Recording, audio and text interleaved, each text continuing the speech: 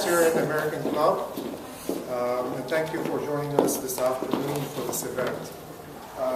Before I introduce Dr. Wafai, first of all, my name is Amr Nahas. I'm the president of the club. And before I introduce Dr. Wafai, our lecturer this afternoon, I just have a couple of quick announcements about things about the club. First of all, if you are a member and have not paid your dues yet, please do so. We've had some problems with our mailings going out, and some people did not receive their membership dues reminders. So if you haven't, please see Sarah after the meeting and so to pay your dues. If you're not a member and would like to join the club, or you want to be on our mailing list, please come and see me after Dr. Wafai lecture, and we'll be happy to add you to our membership. So we have a number of events coming up, including in 2 weeks we have the executive director of the Collateral Repair Project. This is an organization, a U.S. organization, founded by two American ladies that are doing great work in Amman, Jordan. They are helping refugees, Syrian and Iraqi refugees over there. So they're going to come here 2 Sundays from today on October 16, and they'll make a presentation about their efforts and what they're doing. So I encourage you to come and join us there to support all their efforts. What time? At 5 o'clock, here at the club. And then on November 13, we have a picnic, our fall picnic, and again, it should be a fun time, and I encourage everyone to come and attend. You get to see members of the community and meet new friends there. Every 2 years, we have a general assembly meeting in which we talk about the state of the club and have elections for board members. So that will be tentatively set for December 11th, Sunday, December 11th. I encourage you, if you are a member, to come and join us and to listen to what we're doing and vote for the board members. More information about all our events will be sent to you if you're on our mailing list. And finally, I just want to mention that the club has a number of wonderful volunteers under the leadership of our club's Vice President, Jala Barazi, that are doing great work with our refugees. Syrian refugees that are here in Houston. They are helping them, and they're supporting them, and bringing them into our community. So anyone that wants is welcome to provide donations for that effort. We have set aside an account, a special account, that's dedicated just for helping the refugees, so it doesn't get mixed up with the club's operations. Now, for this afternoon, it's my privilege to introduce Dr. Wafai, our guest lecturer this afternoon. He is a renowned ophthalmologist with a long list of accomplishments. He received his MD from Damascus University and completed graduate work at Massachusetts Eye and Ear Infirmary in Boston, and residencies in Damascus, Syria, and at Damascus University Hospital and at Providence Hospital in Southfield, Michigan. He has taught at Harvard Medical School in Boston, as well as King Saud University in Riyadh, Saudi Arabia, and had practiced in Michigan, Massachusetts, Saudi Arabia, and Syria. In Syria, he was the founder and director of Al-Wafai Eye Center in Damascus. Now, if you look at Dr. Wafai's resume, several pages of publications and honors, and there's just too many to list. But he has a special interest in the history of medicine, and particularly in the history of Arab and Muslim contributions in the field of ophthalmology. So that's the topic of our lecture today. So help me welcome Dr. Wafai.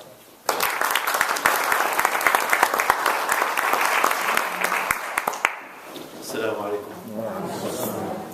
الله الرحمن الرحيم. ربي أوزعني أن أشكر نعمتك التي أنعمت علي وعلى والدي وأن أعمل صالحا ترضاه وأصلح في ذريتي إني تبت إليك وأني من المسلمين.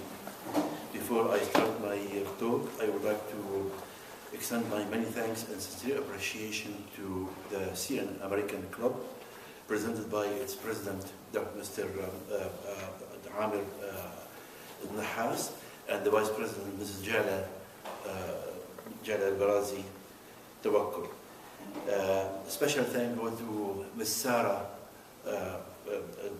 Malas, who spared no effort to do the best possible job on this afternoon. I would like to really thank my good brother and friend, Mr. Hani Bismar. Hani Bismar, who is expert in computer. I drove him and his wife off the walls when I was preparing my book that was published recently in Manchester University in London. I used to call him in the evening or tonight, go and please show me how to do this, how to do that.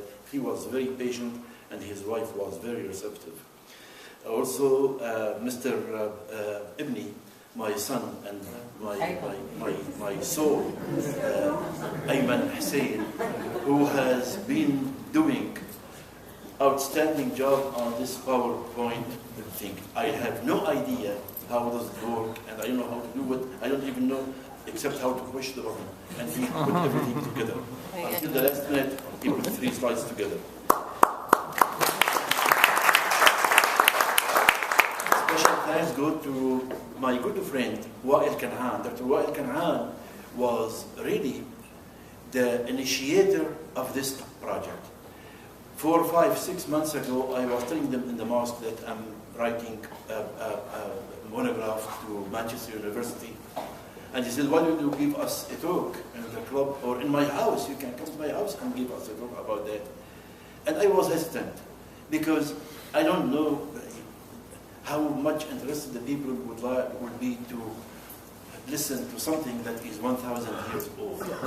But after I finished the monograph and was published, and we published another book here in Beirut, I said, why not? Let me try it. Especially now I'm going to Al-Maghrib, to Morocco, on the 20th of the month, to give the keynote speech of the International Congress of the History of Medicine. And this will be the topic. So I'm trying just to rehearse this project. It's going to be modified from what I'm going to say. The special thank goes to you all. You are the ones who sacrificed Sunday afternoon. I'm sure you had many things you could have done on this Sunday, beautiful Sunday afternoon with your children, your grandchildren, and yet you came here to join me and listen to something ancient. The topic is the contributions. I did not say the contributions. Contributions. The reason I did not put the, because I'm not sure we have all the contributions on hand. We have some, but either anything else, maybe. There are many books that are lost, so that's why I put contributions of Arab and Muslim ophthalmologists, oculists to ophthalmology. I think Mr. Amir already spoke a little bit about mass eye and uniformity and everything else. He mentioned something about my hobbies, that my son put sailing. That was when I was in the mass eye and infirmary. I joined the sailing club in the Charles River Basin, and I used to go there on whenever I have time to sail for a couple hours.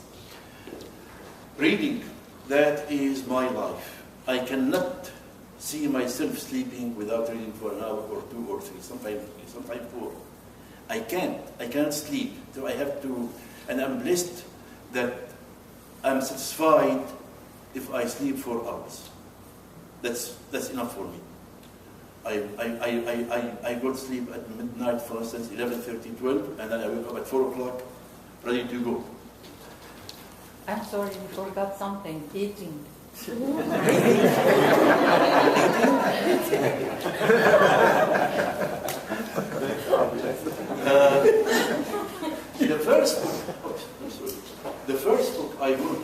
the first book I wrote in my life was in 1977. The name is داء السكري وقاية وعلاج. Diabetes versus prevention and management. The reason I wrote this book, I was in Johnson Clinic at that time, because my mother was diabetic and she lost her eyes before she passed away. And nobody knows how to teach her, how to tell her how to measure her blood sugar or to do anything. So they were in total loss. So I started to write this book like questions and answers to the commoners, to the layman who doesn't know anything about medicine.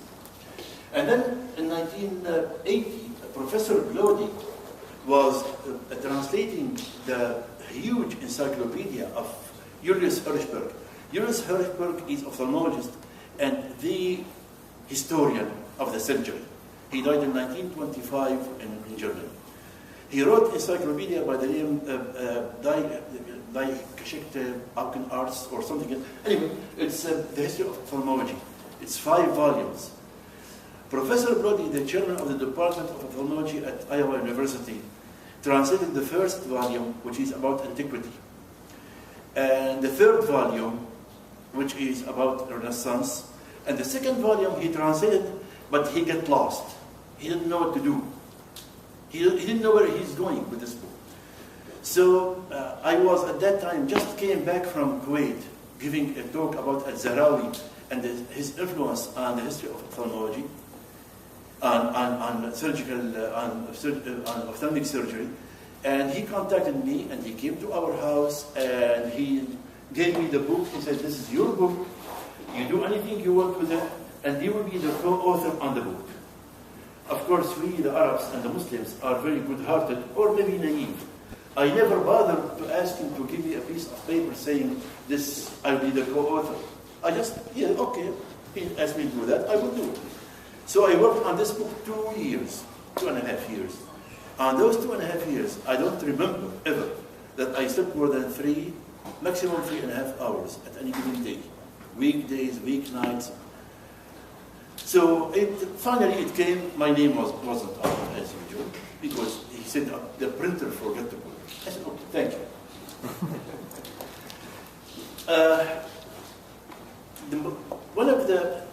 Whatever Hirschberg says to us is like a Bible. We take it that there is not undisputable statement from Hirschberg. The antique Greek Hellenistic world are for us the cores of all science. But the Arabian civilization was its conduit. Without the Arabian civilization, without the Arabians, the physicians, the scientists, the astronomers, there would have been no Renaissance. It will be, but it may be delayed for a few years. This is a book that was just published recently in Beirut. It highlights, or it gives the khulasa, summary of all my experience since 1980 working on the history of ophthalmology until this year. And I'm proud to say that my granddaughter, Dana Ghafir, the young lady sitting here, was my editor. She was busy, but I said, listen, in the summer you have nothing to do. Take this book and read it for me. She sat down and worked, and she used to call me, I used to call her, we go together. And finally, the book finally came back. I collected, for the past 30 some years, many manuscripts from Damascus, Cairo, Morocco, Spain, Paris, London, Berlin, just about every place in the world I used to go, I used to write. Wherever I go to in vacation, like when we went to Spain, I left the family somewhere, and I went to Al Escorial Library. I wish any of you who will go to Spain one of those days to go and visit Al Escorial Library, which is not too far from Madrid. And you will, when you go to Qa'at al-Masahif, the collection of the Qur'ans, you start crying. You can't help it. The way they treat the Qur'an so beautifully. until you say, I wish they can come and take whatever we have, because we are burning the Qur'ans in our mosques, we are stepping on them, and astaghfirullah. But anyway, so that was the book that was published recently, and the same topic was published by the Manchester University in London, in Manchester. I will divide my talk into two parts. The first part, I will talk about ophthalmology books written by ophthalmologists, practicing, reputable ophthalmologists.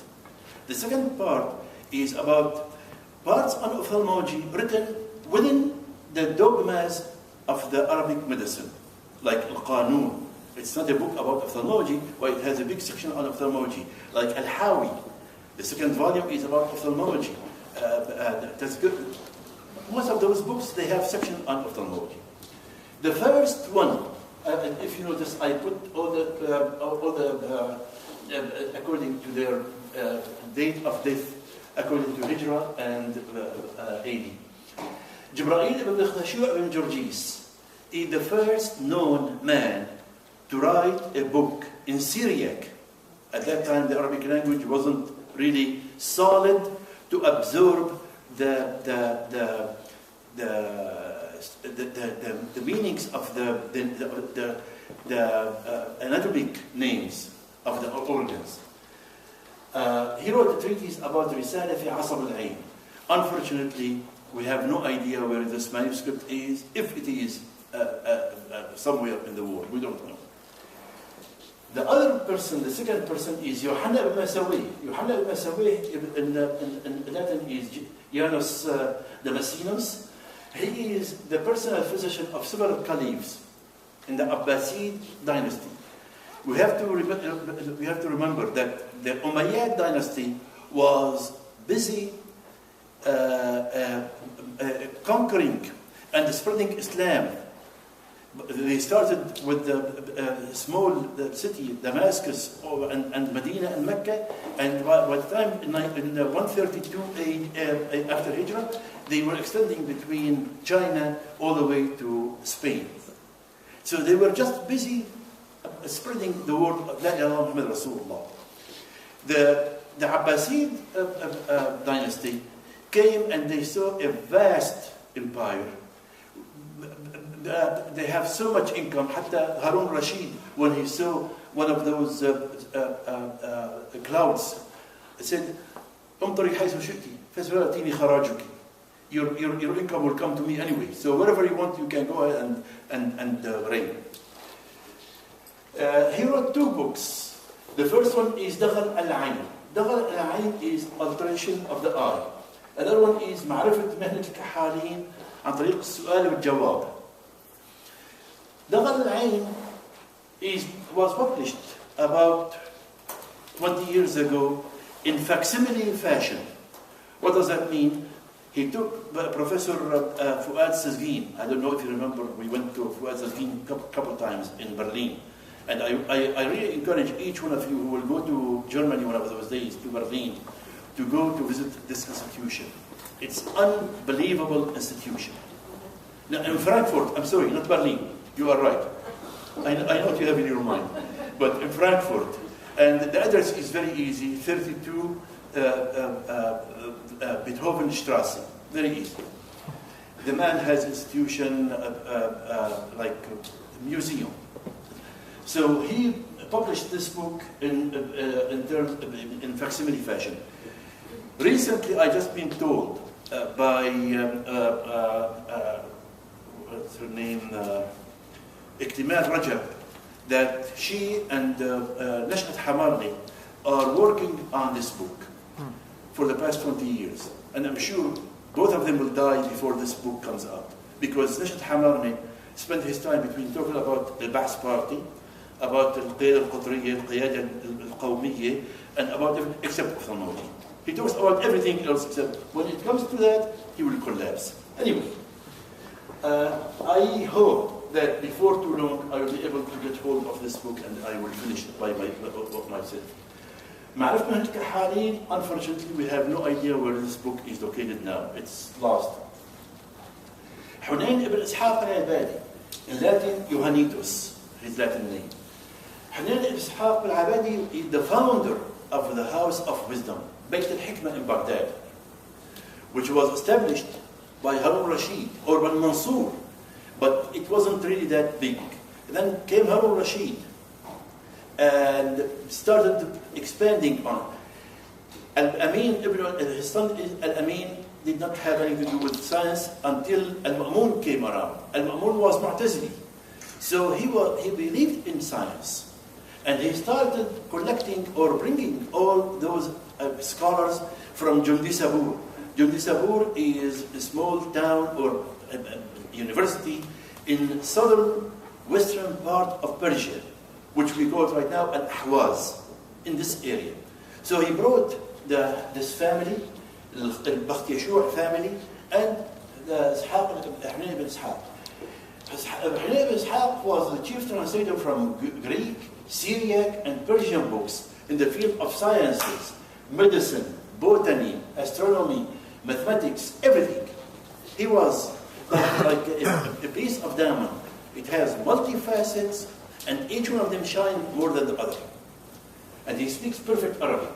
That's why he was so close to the caliphs, and he was their personal teacher. He was physician, and on top of that, he was ophthalmologist. His most famous book is Al-Ashr Maqalat fil Ayn, 10 treatises about the eye. This book, written according to the Grecian way of writing books. What does that mean? It means in the first part, he will describe the diseases of the eyelid, of the cornea, of the iris, and keeps on going backward. And then on the second part, the treatment of those diseases. So if you want to read them, and then the third one is the surgical treatment of the disease. So if you want to read about the medicine or about disease, you go and look at the disease, then go back and see where it's located for the treatment, and if there is surgical treatment in another section. It's very tired. But that was the way they wrote the books. He has a book about Kitab fil Ayn, على طريقة المسألة والجواب, questions and answers. They used to call this, I mentioned that, to be honest. It's the ECFMG book of ophthalmology at that time. Just like questions and answers. Ask a question and give you the answer right away. مقالة في تركيب العين, about the structure of the eye. مقالة في اختيار أدوية العين, what type of medications you can use. مقالة في مداواة العين بالحديد, that means surgical management of eye disease. كتاب جالينوس في مجامع الأمراض الحادثة في العين. Jalinos is the god of medicine, lived in the 2nd century. He wrote about 130, 140 books, but Al-Iskandaraniyin collected 16 of his books. Those are the most prominent, the most important books, and they call Jawami' Jalinos. He put them all together in 16 volumes. So Hanan ibn Ishaq al-Abadi took Jawami' Jalinos and extracted the ophthalmology parts of each one of them and put them in one big book. His Latin book, the book was translated into Galini Liber de Oculis Translatus Demetrius. It was translated by Demetrius, and Liber de Oculis Constantini Africani. Constantine Afriqi is from Tunisia, and he is the one who established Palermo University in Sicily. And he taught in this university for so many years. Hanan ibn Ishaq is avid student of Galen. Whatever Galen says, he never disputed, he never talked about it, he never argued. Just this is what Galen said. Others did not. 2 theories rejected. He rejected 2 theories. One of them is Empedocles and Epicurus. The old theory of vision before, that the ray comes out of the eye, goes all the way to touch the object, and then bounce back to the eye where the vision takes place.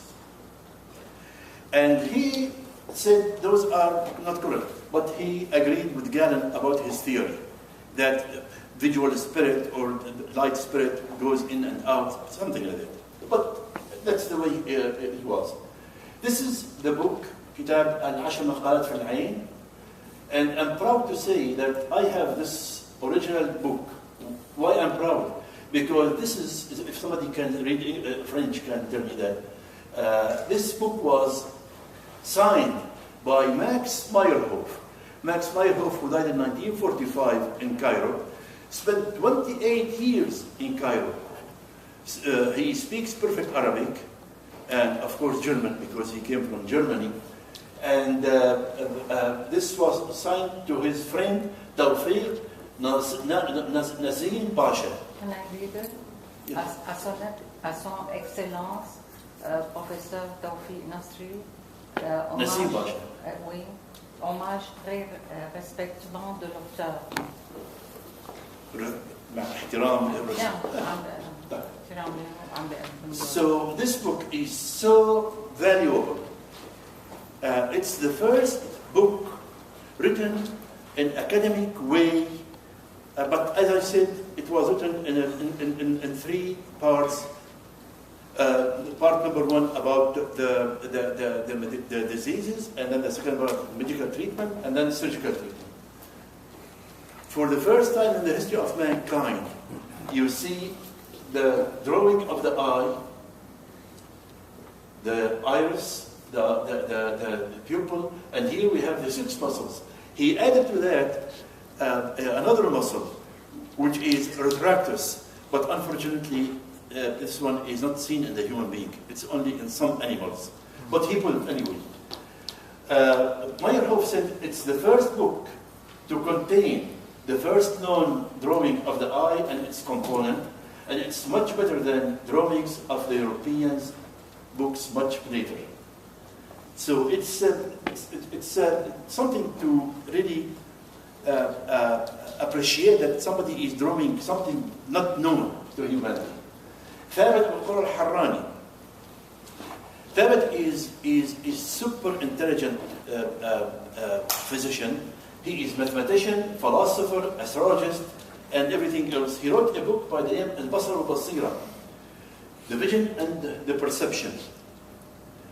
And the book is very small. I edited this book and it was published. But the book is so small. But the main thing in this book is that he advocated the treatment of amblyopia. Amblyopia is lazy eye. How do we treat lazy eye nowadays? We take the child, examine him, and if he has refractive error, we correct refractive error, and then we cover the good eye to train the bad eye to see better. That's exactly what Zafer Wafai said. Cover the good eye and let the bad eye improve her vision. Dr. von Norden was in Riyadh one of those days in Kekish, and he was giving us talk about amblyopia, and he gave credit to Professor such and such on the 19th century, 1850 something. After he finished, I told him, Professor Norden, thank you for the lecture, but I'm editing a book right now, and the same sentence you mentioned, to cover the good eye, is in that book. He said, which year was it published? Recently? I said, no, it was published in 900. Wow. 900. He said, can you show me the book? I said, yeah. We went to my office, I showed him the manuscript. He said, can you translate those for me, please, those 2 lines? I did. And 3-4 months later, the American Journal of Ophthalmology and Ophthalmology came an article by Gunder van Noorden, and he said the first one to describe the treatment of amblyopia was Thabit al-Qurra al-Harrani. It's landmark in the history of mankind. But it should be done at like a young age, right? Of course. Yeah, you have to catch the child. But he should not have, like for instance, optic atrophy or corneal scar or congenital cataract. Yeah, but there are certain things, but you can do it. Abu Ali Khalaf al-Tawani wrote a book, كتاب النهاية I'm sorry, I'm pushing the wrong one. النهاية والكيفية في تركيب العينين وخلقتهما وعلاجهما وأدويتهما. The book, unfortunately, is lost. We have no idea where it is, but one of those days maybe somebody will find it. Abu Abdullah Muhammad ibn Sa'id Tamim al-Maqdisi, who lived in Jerusalem, he treated mostly digestive system, but he wrote a book on ophthalmology. مقالة في ماهية الرمد. الرمد is ophthalmia. But after a while, they discovered that what they are saying, what they are describing here, is trachoma. But they didn't know what is it until the microscope came around and they were able to cultivate the chlamydia and this and that. Then they found it's the A'yan ibn A'yan al-Masri. He wrote a book about كتاب في أمراض العيون ومداواتها. The reason I put those two names because it's very confusing. Zahrun ibn A'yan al-Basri from Basra, the son of Iraq, and A'yan ibn A'yan al-Masri. Al-Basri never wrote anything about ophthalmology. And Hirschberg confused between the two. Sometimes he tell you A'yan ibn A'yan, sometimes Zahrun ibn A'yan. That's why I put them together, and I wrote an article about that, was published, that those are two different individuals, and I put all the data about each and every one of them. Ammar ibn A'yan al-Mawsili, the genius of the most geniuses. Ammar wrote a book, very small book, about maybe a few pages. I was able to get the manuscript from Toledo. Wrote a book by the name The Chosen, المنتخب في علم العين وعلاجه. The book is small, as I said, but it's very important because he made an unforgettable landmark in the history of ophthalmology. He invented the hollow couching needle. What does that mean? From antiquity until their days, until now, they still use this treatment. They couch the cataract. They introduce a couching needle, dull. They push the cataract backwards. They dislocate the cataract into the vitreous cavity. Of course, it will cause so many complications like glaucoma, endophthalmitis, all kinds of complications. But that's the only way. Ammar invented very fine tube. He introduced the tube inside the eye and asked his assistant to aspirate. And he is watching the cataract, so he would not aspirate the vitreous with it. That's unbelievable. No microscope, no loops, no nothing. Just naked eyes. In his book, he mentioned 6 techniques to remove the cataract. That was in 1010. That was in 1010, 1,000 years ago, to describe 6 techniques for removing the cataract. And that will tell you how sure he was of himself and how handy, how skillful he can. The book was translated into Latin by the name Tractatus de Oculis Canomusilli. Recently, in 2010, Emily Savage Smith, I don't know if Serene remember, and Ayman, we went to her to visit her, or she invited me to visit her in Cambridge University. I gave a talk. She wrote in 2010 an article, The Practice of Surgery in Islamic Land, Myth or Reality. She was trying to refute that Ammar invented المزوف, the hollow couching needle. The article was sent to me by Professor Salim Hassani from Manchester, and they said, she is saying that Ammar did not do that. I said, okay, let me. So I took the book.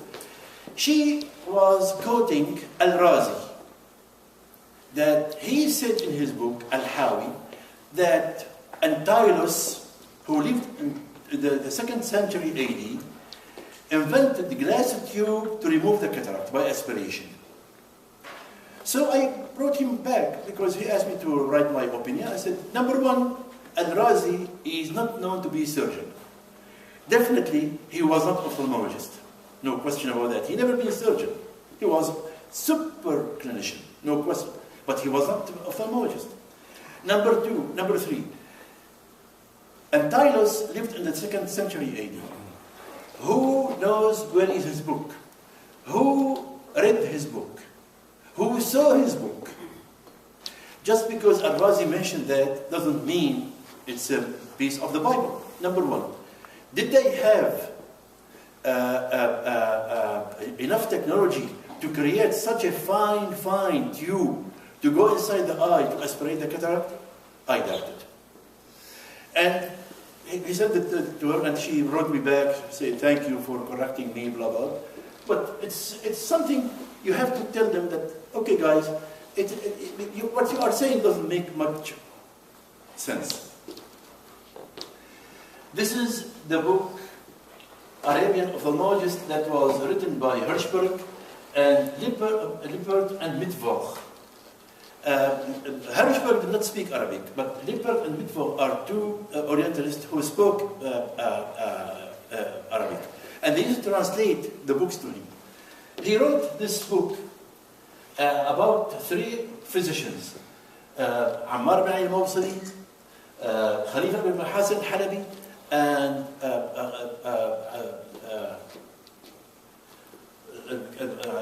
Kahal al-Hamd.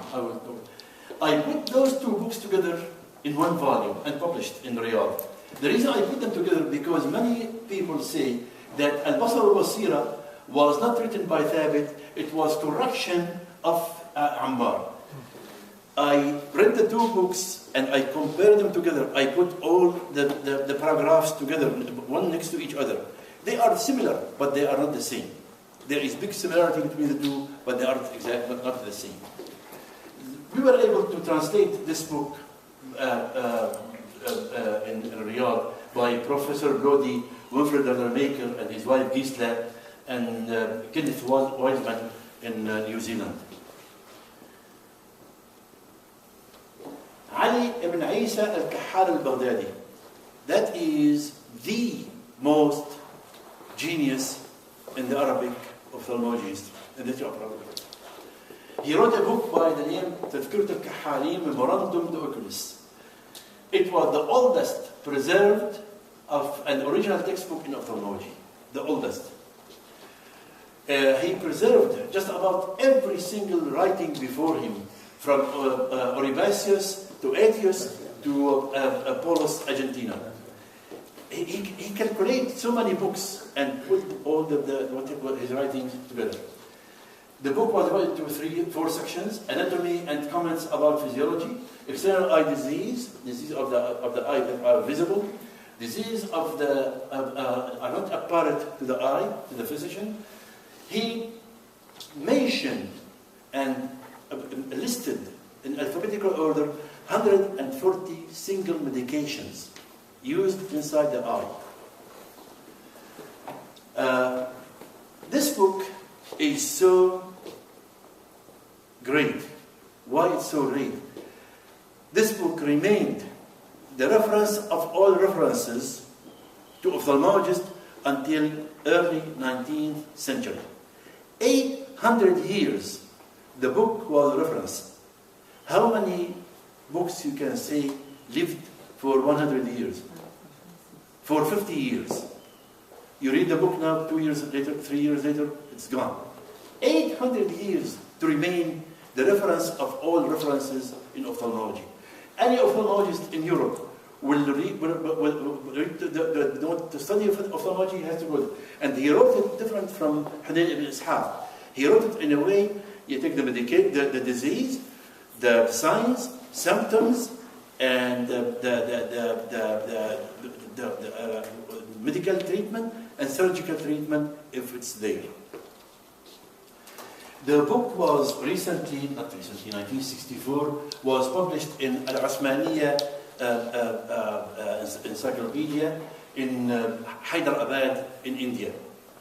It's a very honorable thing to do. This is the book was translated by Casey Wood in 1936 and was published in Northeastern University in Chicago.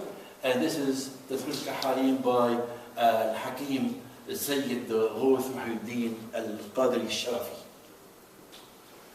Only 2 weeks ago, I received this the book, the manuscript from the UCLA, from a friend of mine. I don't know him personally, but we talk on the phone quite a bit.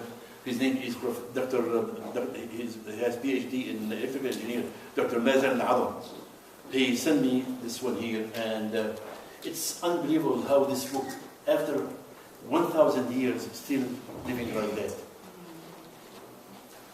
Ahmed ibn Abdurrahman ibn Mandawih al-Asfahani, treatise about the structure of the eye codes, the 11th Qat-Ain. Treatise about the treatment of midriasis, intishar al-ain, why the pupil is dilated. Nobody knows. He wrote an article about it, a treatise about that. Treatise about the illness, the ocular illness in children. So this man should be considered the father, the founder of pediatric ophthalmology. Nobody knows that until you read his book and see what it is. Ali ibn Ibrahim Bakhtashua al-Kafartabi, the same family Bakhtashua who came from Jundi Sabur, they are still producing physicians. They have 7 generations of physicians. He wrote a book by the name تشريح العين وأشكالها ومداوة أعلالها. Max Meyerhof was the first one to mention this book, to discover this book. This book was completely gone and lost until Meyerhof, when he wrote, when he was translating 10 مقالات في العين, wrote in the introduction that this book exists in such and such library. I was able to get it, and we were able to edit this book with late Professor Muhammad Rawaz Qaraji, my cousin and my brother. And it was published by مكتبة العبيكان. زاهد العلماء أبو سعيد منصور بن ناعسة. He wrote a book about أمراض العين وعلاجاتها. The manuscript is gone, the book is gone. أبو الفرج عبد الله بن الطيب تعاليق في العين, comments on the eye, no known manuscript, it's so far. أبو المطرف عبد الرحمن بن محمد بن وافد اللخمي, he lived in Toledo, and he died in the year 1075, only 7 years before Toledo fell in the hands of the Spaniards. It fell in 1080. تدقيق النظر في حاسة البصر. The book is lost. We don't know where it is. زارين دست, اليد الذهبية, the golden hand. أبو روح محمد بن منصور بن عبد الله بن منصور اليماني. He is a Persian Muslim. Some people say, why you are putting a Persian guy in the Arabian history? Because he is Muslim. That's why I mentioned Arabic and Islamic ophthalmology oculist. He, in his book, before Safawi, before Safawi, before Ismail al-Safawi. But he was Ismail Safawi 1500s. 1500. He described 30 ocular operations in the book. But if you read those operations, you see they are exactly the same thing as the memorandum book by Ali ibn Isa al-Kahhar. Exactly the same thing. أبو الفضائل ابن الناقل المجربات في العين. It's last book. محمد بن قسو بن أسلم الغافقي wrote a very important book by the name Al-Murshid في الكحل, The Guide to Ophthalmology. The Guide to Ophthalmology is a very unusual book. It's mostly about general medicine, but he wrote excellent chapters about ophthalmology. And he drew about 18 surgical instruments in his book. When I was editing this book, Max Meyerhof translated that into French, part of the book, so the surgical parts of the book. And thank God Rehab speaks French, and he grew up in a French school. So she translated the French part of Meyerhof into Arabic, where I included that into the editing. He talked about anatomy of physiology very extensively. He described and classified 500 simple medications and 59 compound medications. He illustrated 13 surgical instruments and explained the concept of refractive error. He tried to talk about it, but he did not go too far. Why? Because he was not sure of himself. Why is he describing that? But you can tell from the way he wrote it, there is somebody far-sightedness, myopic, or nearsightedness, or so he is talking about refractive error, but he did not mention the word. Maybe he wasn't sure. ظافر الكحل الثاني ophthalmology. الكحال ophthalmologist. هلا بالكحل That's cosmetic. That's different. That's what they used to do. They used to take the ithmid and they smash it and they put it in the eye. This is the way how we receive the manuscript. This is al-Maghribi calligraphy. If anybody of you can read it. Al-Maghribi calligraphy, they have the F, they put one dot underneath it. The Qaf, two dots underneath it rather than on top of it. So it's different calligraphy, but that's how I receive the manuscript, and I sit down and I work on it. And it was published by مدينة الملك عبد العزيز للعلوم التقنية بالرياض السعودية العربية السعودية.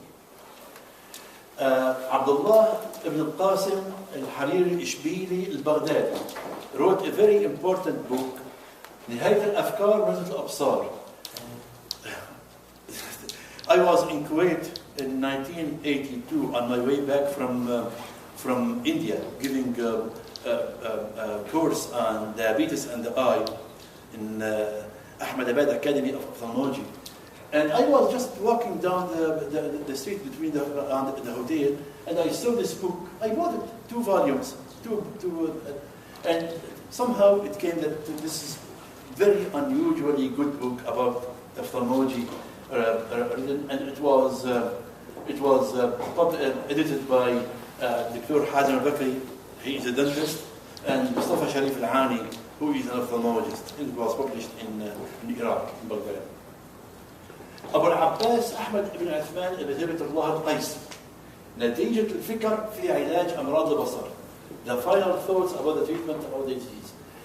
Dieter Bischoff, who is a very prominent historian, wrote, "We owe our knowledge in ophthalmology to what we inherited from the Arabian ophthalmologists." He's a German. We still discover books and treatises, but unfortunately most of them are still need to be discovered, copied, edited, and indexed. The pioneers in this field are the great German ophthalmologist J. Hirschberg, Julius Hirschberg, and Max Meyerhoff, who died in 1945. Nothing was published in the field of Arabian ophthalmology worth mentioning after their death. Without those 2 geniuses, we don't know anything about our culture, about our heritage, about our background. They saved us. نتيجة الفكرة في علم أمراض البصر, I was able to edit this book and published by Al-Furqan Foundation in Wimbledon, England. This is the jewel of the jewels. This is the jewel of the jewels. كتاب الكافي في الكحل خليفة بن محاسن الحلبي. Not because he is Halabi, but because of this drawing. If the Arabs or the Muslims knew the value of this drawing, they would have made it of pure gold and put it in every single university in the Arab and Muslim land. Unfortunately, nobody knows about this book. Nobody knows. Its comprehensive review of most books prior to his time, he had a quotation from 73 books of 41 physicians, detailed illustrations of the eye, I will show you now, detailed surgical illustration of surgical instruments, eye disease arrangement, measurement for medications, the size, in sizes and in weight. If you tell you dirham or daniq, you don't know anything. He put schedule for all those measurements. The first known to use magnet to remove intraocular foreign body. That was 1256. To use magnet to remove the intraocular foreign body. The reason I'm saying this drawing is so precious, take a look. This is the iris. This is the cornea, the iris, the pupil, the lens, الرطوبة المائية, which is the aqueous humor, the vitreous humor, the optic nerve, the optic chiasm, the optic pathway, all the way to the occipital lobe, where the vision takes place. Not only that, he drew two things here. Nobody knows what are those. And he did not mention. But those are الحليمتين الشميتين. How do you say that in English? The olfactory. Olfactory nerve. No? Nerve. لا الحليمة. الحليمة ما بعرف. الحليمتين الشميتين. ندرسناها بالعربي هيك. الحليمتين الشميتين. On top of that, he drew something here. He didn't know what is it. He has no idea what is it. I think he was drawing. This is not pituitary. Pituitary gland. But he didn't know what is it. So he just drew it. And 4 ventricles of the brain. It's something cross section of the eyes and the head. This is the cover book. The cover of the book I always put on my books this drawing because it's so important. This one here, the English cover. The funny thing is, in 1987, the Academy meeting was held in Dallas, Texas, and I was attending. The president of the Academy at that year was Fred Brody, whom I worked with on Hirschberg, second volume.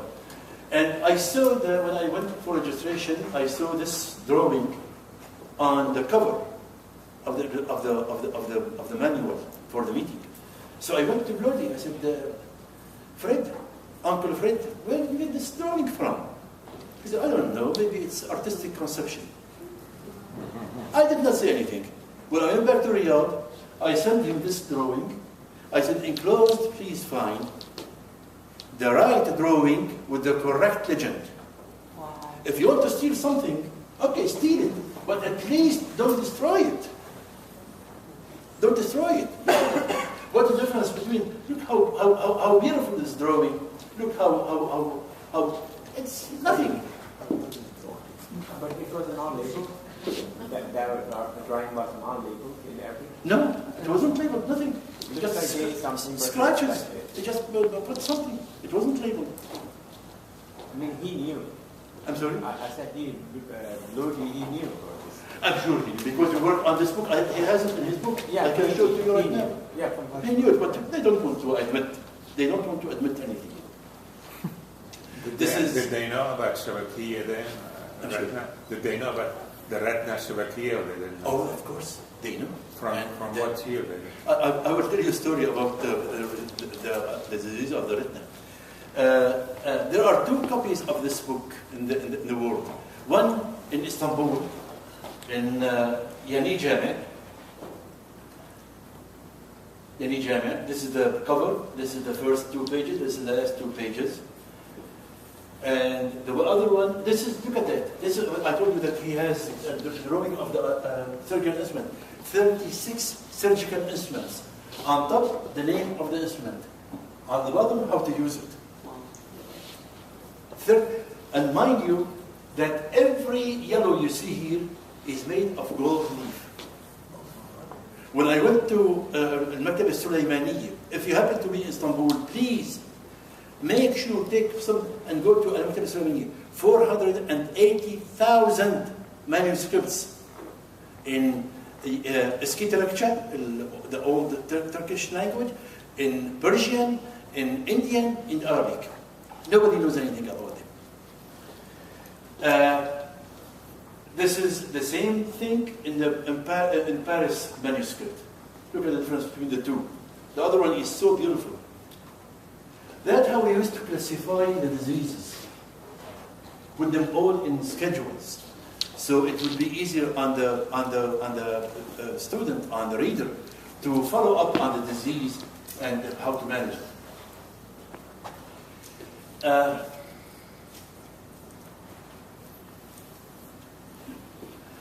Ibn Nafis, Ali ibn Hazm al-Qarashi. We all know that Ibn Nafis is the one who said who invented the lesser circular blood circulation. That means the blood goes from the heart to the lungs, where it's purified and goes back to the left ventricle. We all know that because it's published in his book شرح تشريح القانون لابن نفيس لا قانون ابن سينا.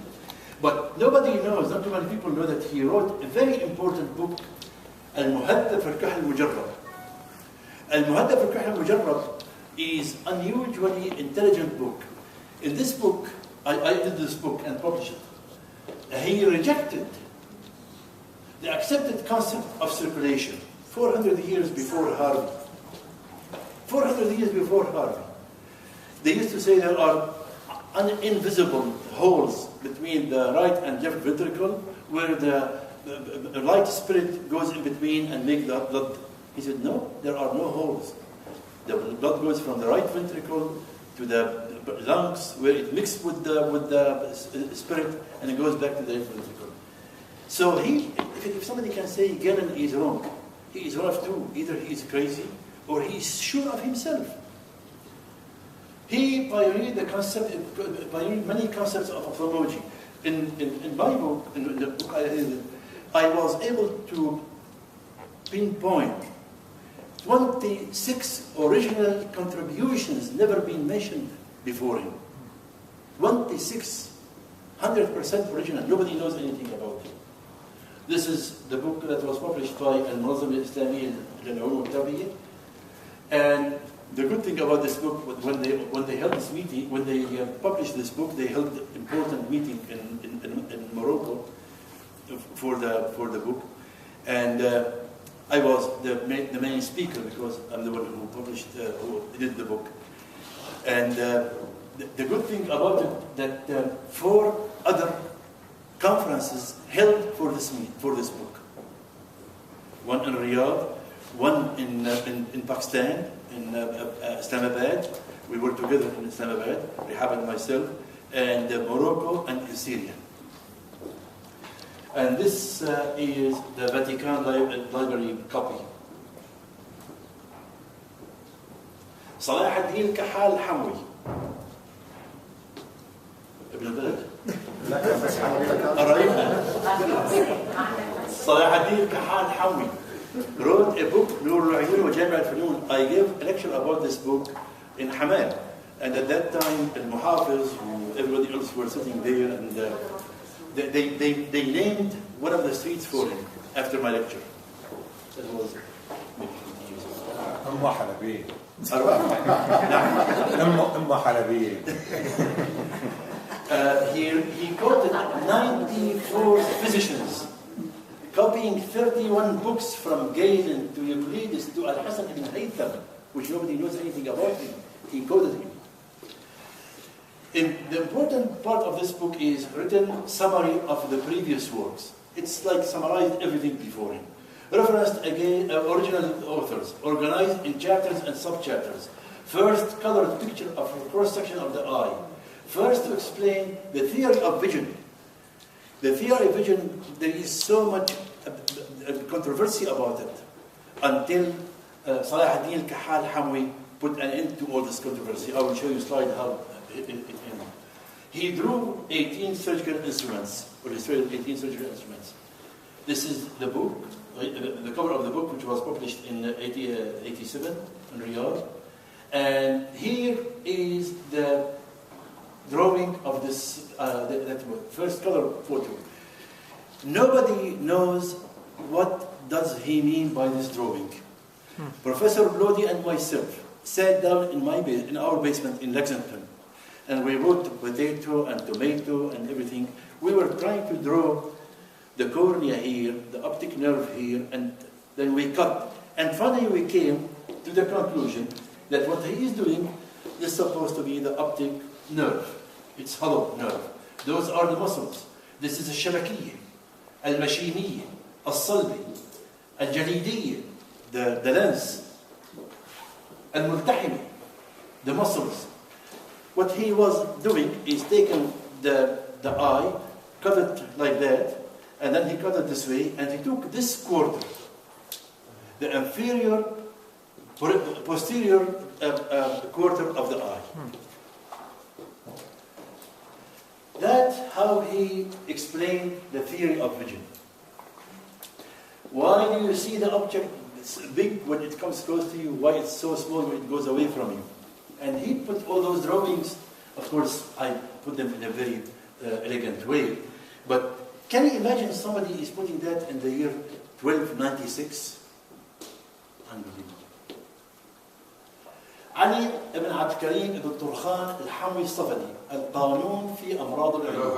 كمان حموية. كمان من قرايب كمان من قرايب.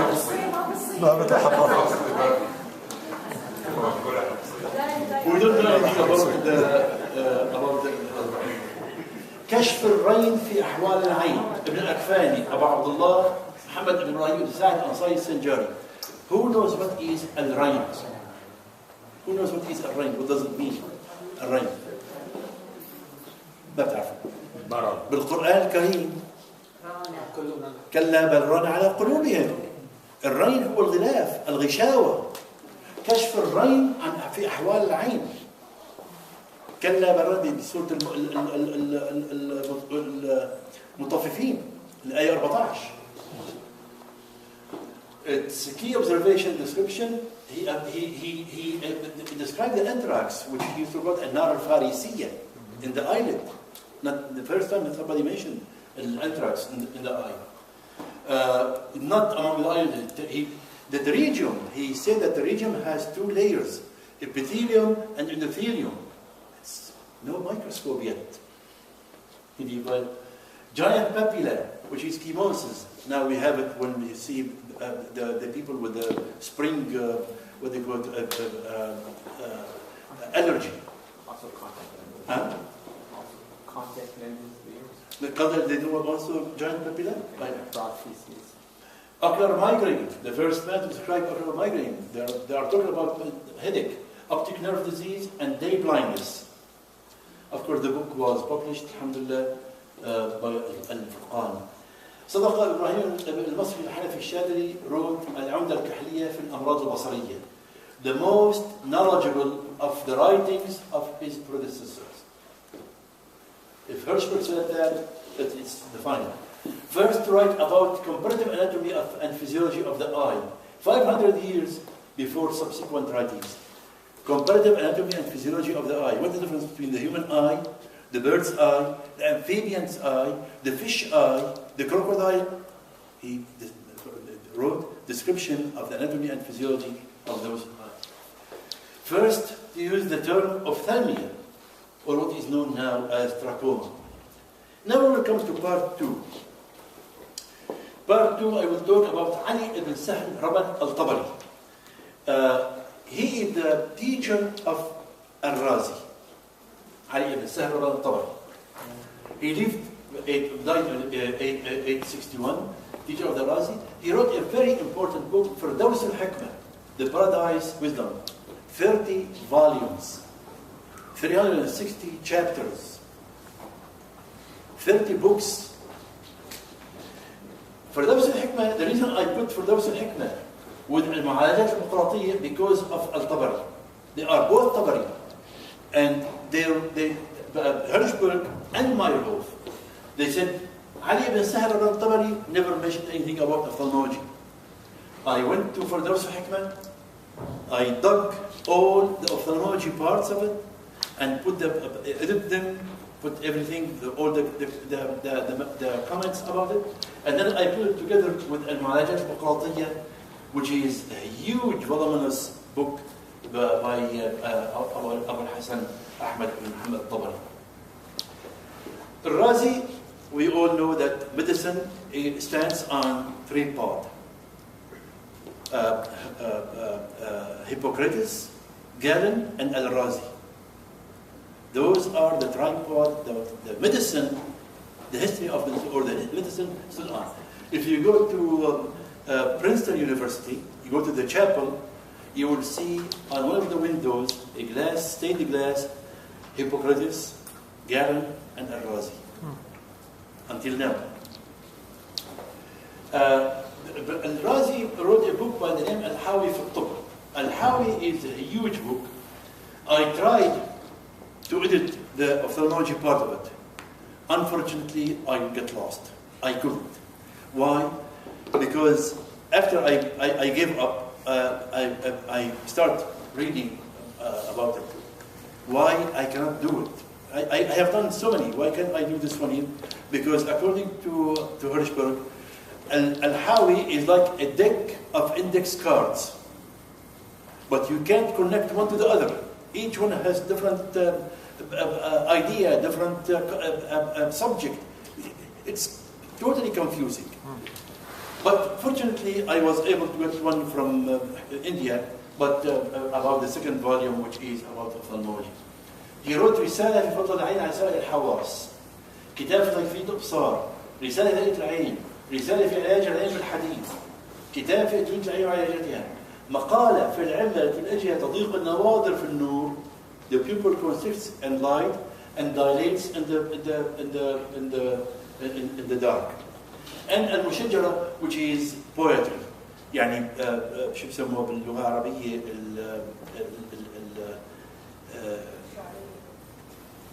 نعم؟ والشعرية؟ قصيدة.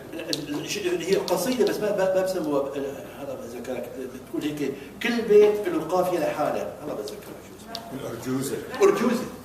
أرجوزة. هي أرجوزة المشهورة المشجرة في الكعب. يوحنا ابن سرابيون is very big name, and he wrote القناش الكبير, the practica, written in Syriac and was translated into Arabic and Latin. الطبري أبو الحسن أحمد بن محمد طبري. Hirschberg thought that although the author was not very famous or well known, but his book is an encyclopedia in medicine of the second half of the century. I was able to get the fourth treatise on this book and put them together with Ali ibn Sahl, Rabban. Who knows what is Rabban means? Rabban? Rabbi. جده كان يهودي رباي. So Ali ibn Sahl, Rabban al-Tabari. Ali ibn Abbas al-Ahwazi. They call it Ahwazi, I call it Ahwazi. They call him al-Majusi. I never call him Majusi because he is Muslim.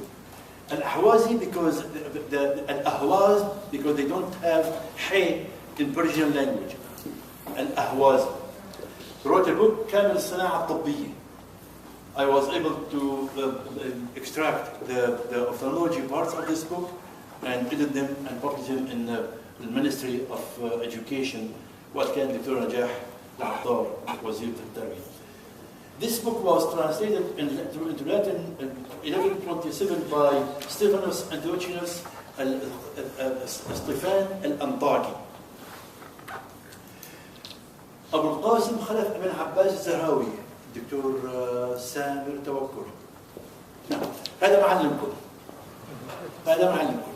The very first recognized surgeon in the history of mankind.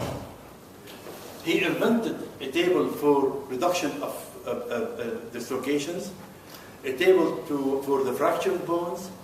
He advocated the use of saw for amputation. They used to use the axe. And he used the cautery before he cut amputated the limb. The man is unbelievably genius. His book is 30 volumes, 30 books. The 30th treatise is on al-jirah, on surgery. Designed table for fractured bone, invented vaginal speculum, invented tonsillectomy snares. Tonsillectomy snares in the year 1013. Removed bladder stones by fragmentation. Made and used 18 ophthalmic surgical instruments. Describe hemophilia. Who died from hemophilia recently in the past century? Ibn al-Qaisar, Russia. Akhil Qaisar, Russia. Hemophilia. Rasputin was was the one who would take care of him. But really, Rasputin? I thought he was taking only care of the girls. That's On top of that, he was okay. Rasputin. That's why the Caesar's wife get known, Rasputin, because, her son was hemophilic. He described the cleft palate. He used the silk to tie the bleeding vessels. He